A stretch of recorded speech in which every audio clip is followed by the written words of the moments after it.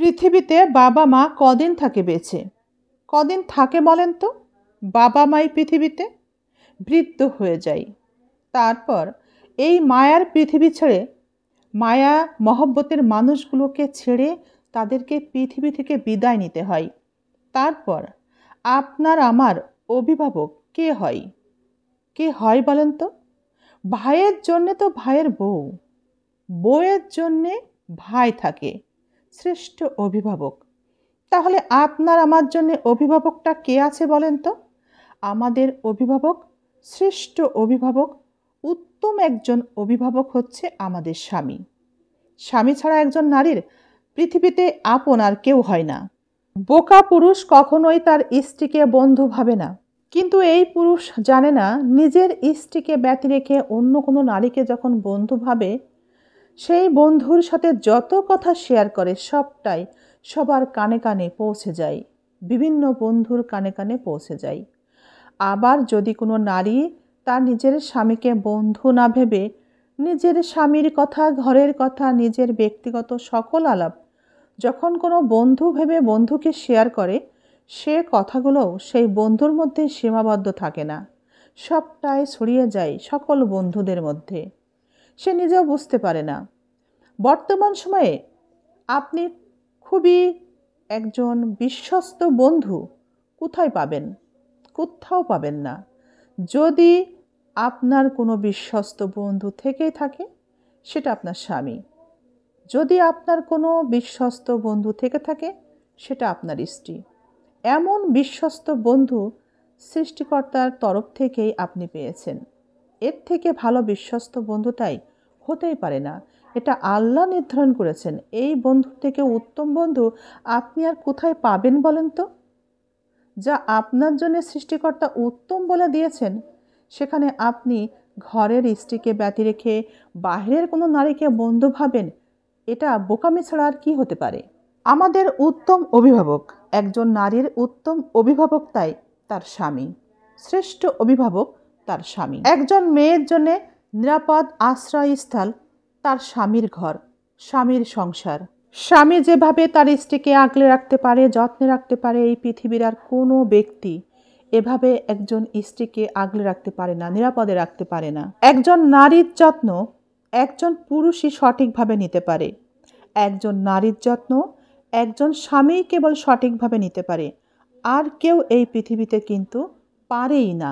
স্ত্রীর বিপদে, স্ত্রীর সমস্যায় একজন স্বামী তার সকল কাজ ফেলে রেখে তার স্ত্রীর পাশে এসে দাঁড়ায়, যত গুরুত্বপূর্ণ কাজ থাকুক না কেন তার জীবনে।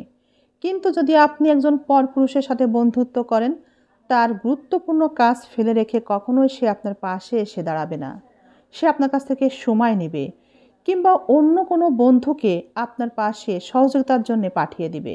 সে নিজে কিন্তু তার গুরুত্বপূর্ণ কাজ ফেলে রেখে কখনোই আপনার পাশে এসে আপনার সাহায্য করবে না, পাশে থাকবে না। এটাই বাস্তব।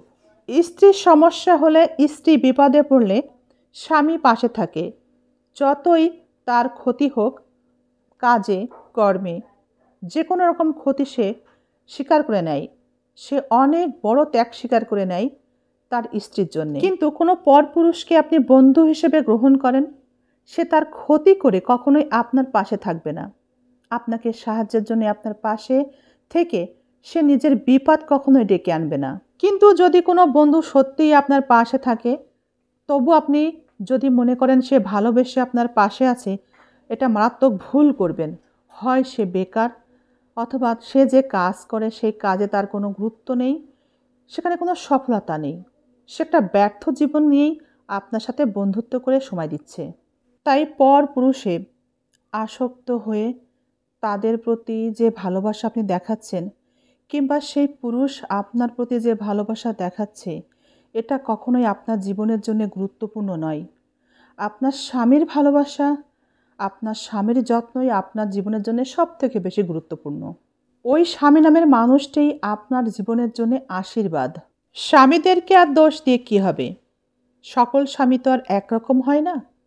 যখন কোনো স্বামী তার মাকে ভালোবাসে, তখন বন্ধু বান্ধবী, আত্মীয় স্বজন, এমনকি নিজের স্ত্রী সহ সকলেই বলে মা পাগল ছেলে। আবার যদি সেই পুরুষই তার নিজের স্ত্রীকে ভালোবাসে, তবে মা সহ আশেপাশের সকল আত্মীয় স্বজন, মানুষজন, প্রতিবেশী, এমনকি বন্ধু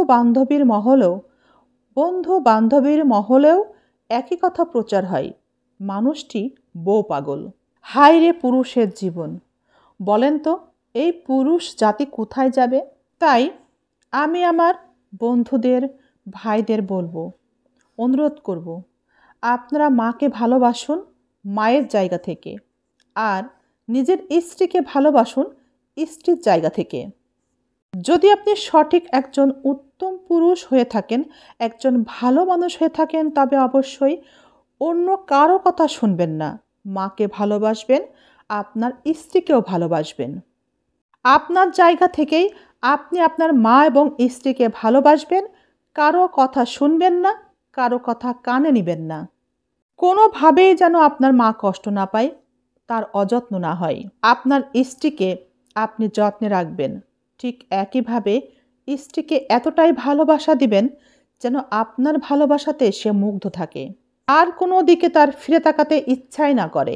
আপনার স্ত্রী তার আপনজনকে ছেড়ে আপনার কাছে এসেছে একটুখানি ভালোবাসা পাওয়ার জন্যে, তাই তাকে অযত্নে রাখবেন না, তাকে যত্নে রাখুন।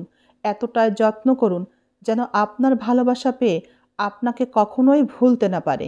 আপনার জীবনে এই দুটো নারী, আপনার মা এবং আপনার স্ত্রী, আপনি এই দুটো নারীকে সর্বোচ্চ দিয়ে ভালোবাসেন। আমরা হয়তো অনেকে বলি বউ চলে গেলে বউ পাওয়া যায়। কেন ভাই? বউ চলে গেলে বউ তো পাওয়া যায়, কিন্তু আপনার সন্তান কি মা পাবে? সন্তান তো মা পাবে না। যেমন আপনার মা চলে গেলে আপনি কি মা পাবেন? কখনোই না।